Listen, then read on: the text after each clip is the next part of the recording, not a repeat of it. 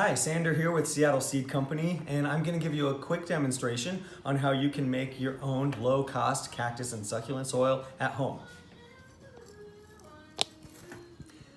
So what I've started with here is just a big bag of regular potting soil from the hardware store, and you can get the lowest quality. It doesn't need to have a lot of fertilizers or anything that's like for water retention, because we don't actually want that for the cactus and succulent plants.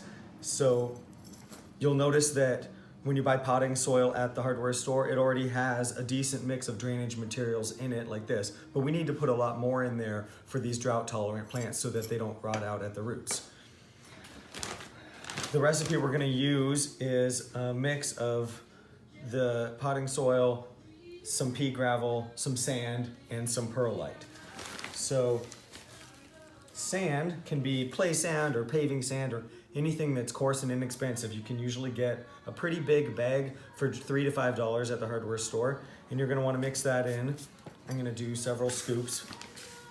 We've had good luck here with a mixture that's about 50% of the original potting soil and the other 50% made up of these high drainage ingredients. So it kind of looks like a lot, but I've got quite a bit of dirt in this tub here. I do not do an exact measurement because it doesn't seem to matter. The goal here again is just to make sure that none of the roots are sitting in very wet soil with these type of plants.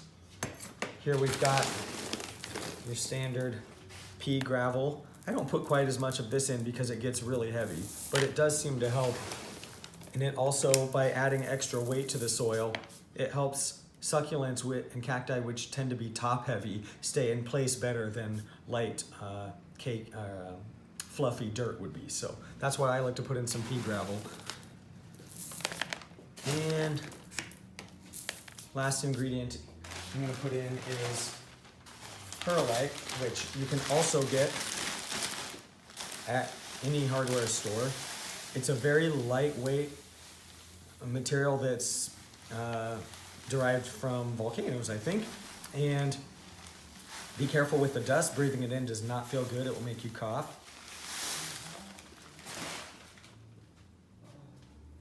But you can handle it. It's very, very light.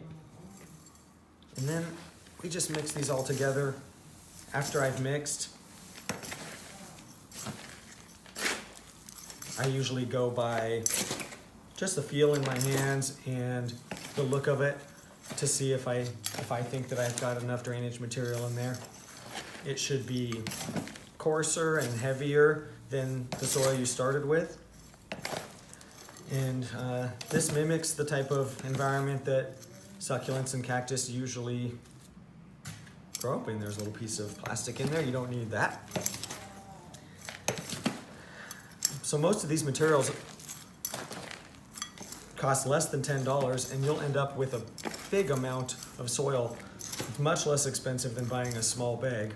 And if you mix it in a big Tupperware Rubbermaid type tub like this, you can just put the lid on it and have it for a long time at your house.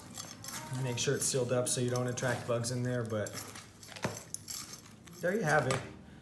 This is a good, loose, sandy, rocky material that will really help the succulents live longer and prevent root rot. Thanks again for watching. If you live in Seattle, definitely come visit us at our shop. And if you live anywhere else in the country, follow us online at Seattle Seed on Pinterest, YouTube, Facebook, Instagram, and visit us at our website, seattleseed.com.